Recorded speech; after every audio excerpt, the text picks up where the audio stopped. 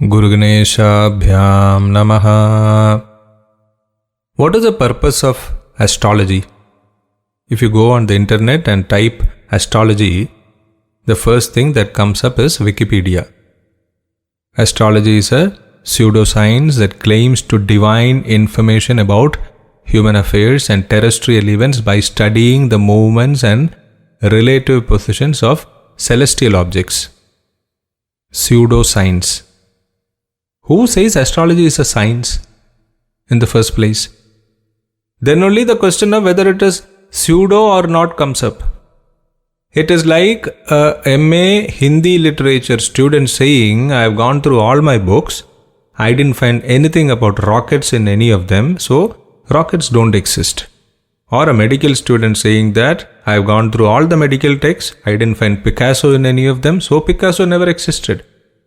How old is this branch of knowledge called science? If you want to take it as back as Hippocrates' time, maybe about 25 centuries. That's all. And they want to tag every single branch of knowledge, every single thought, every single system as scientific or non-scientific. Here, pseudo, not genuine, spurious, false. Who says astrology is a science in the first place? Only the ignorant. Those who neither know anything about astrology nor about science, they only try to defend astrology by raising wrong and stupid points. Astrology is mathematics, so it is a science. The big confusion here is because of the term Shastra, Jyotish Shastra. When science came into India, we didn't know what to call it, so we called it Shastra. Hindi has two clear terms, Gyan and Vigyan. Gyan for knowledge and Vigyan for scientific knowledge or information. Many languages do not have this. But still, on the whole, we think that Shastra means science. Something that conforms to the Western scientific thought process. This Western scientific thought process is trying to monopolize the whole knowledge space. It is as if we need science's approval for each and everything to be true or genuine. Vedas are scientific, some say.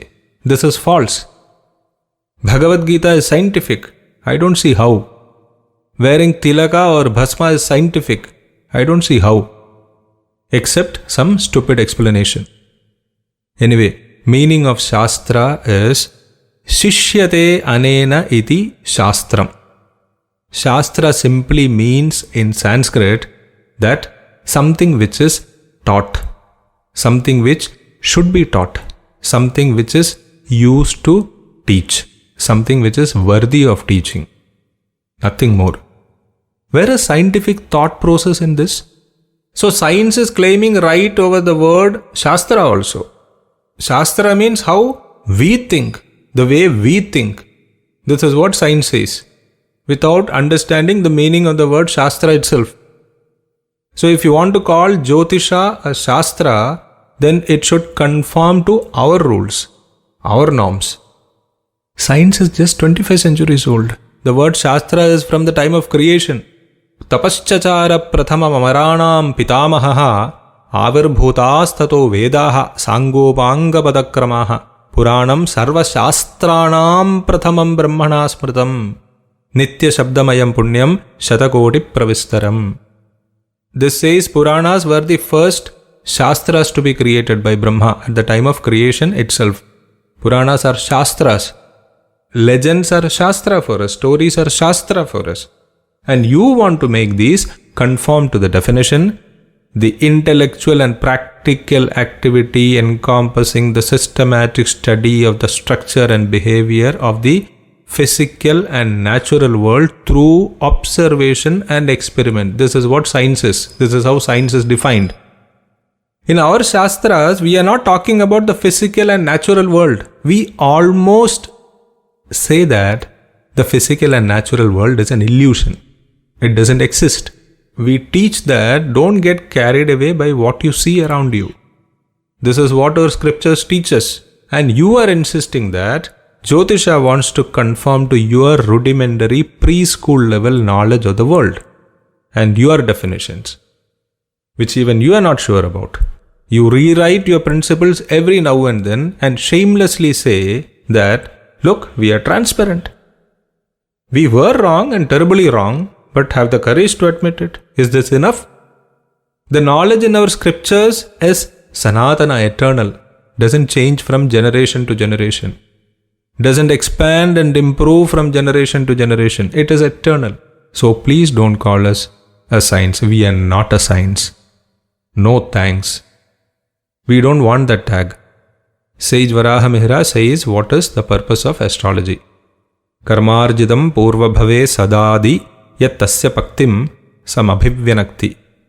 This is what Jyotisha does. Yadupachitam anya janmani shubhashubham tasya karmanah paktim vyanjayadi shastrametat tamasi dravyani deepaiva, says Laghujataka. Purva bhave anya janmani. We mostly know the results of our present karma. Violate traffic signal, you get caught and will be fined. Work for a month, you get salary at the end of the month. Don't attend exam, you fail. This is all logical. But there are situations in life for which we don't have an immediate explanation. A child is born blind. Why? Parents were not blind. Why? A healthy man suddenly collapses and dies. Why? An unqualified person gets the best job. Why? The same medicine works on one person and does not work on another person. Why? All these mysteries are solved by astrology. Or rather, astrology tries to solve these mysteries. Jyotisha says, it is not just what you have done or do in the current birth. Results of what you have done in the past birth or births are also there, not just the present. These deeds of the earlier birth, they can be good, bad, neutral, or a mix of good and bad. If these results are not experienced and exhausted in the previous birth itself, then you will have to undergo those experiences in the present birth or a future birth. This is what a horoscope would show. A horoscope will not show if you bunk classes and fail. This is your present karma. A horoscope will explain if you are studious, work hard, and still are not able to clear the exam. This difference should be clearly understood.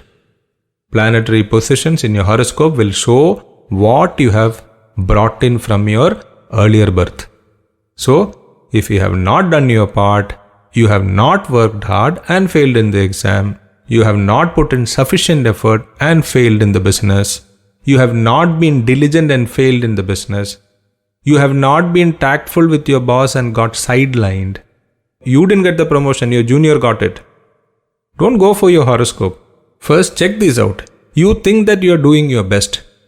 But are you meeting the expectations of your boss? Have you been only focused on your performance from your point of view? Working hard is not enough. Meeting expectations is more important. Why did you not see this coming? Why have you not been proactive and not taken steps? If it is politics, why did you not manage it? Politics at workplace is a reality. You can't wish it away anymore. You can't say that I don't play politics. I believe in my work. No, not anymore. It won't work anymore. Did you leverage your expertise and skills properly? First answer all these questions honestly, then only go for your horoscope. That is, if you don't get an explanation. A smoker developing lung cancer is a natural outcome. If you are eating junk food, then health problems are bound to happen. If you don't exercise, you will put on weight. These are all natural outcomes. If you don't keep your skills up to date, then your value will depreciate. Don't go for your horoscope. If this is the case, it won't help. You jumped into a relationship merely out of infatuation, and if the marriage suffers, then it is a natural outcome. There need not be anything in the horoscope. An astrologer should also be skillful to understand and delineate this, to check whether it is a result of present karma or past karma.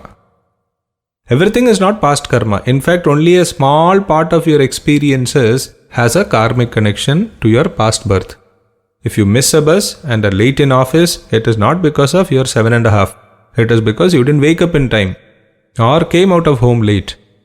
your own mismanagement. Don't turn to horoscope for all this. If you're sure that you have done your best, doing your best and still are facing problems, then yes, you can refer to the horoscope. This and only this is what astrology reveals. And astrology does that like a lamp. It is all dark. When you light a lamp, then many things become visible. Like that, astrology can make many things visible. Explain many things in your life. Harihi Om.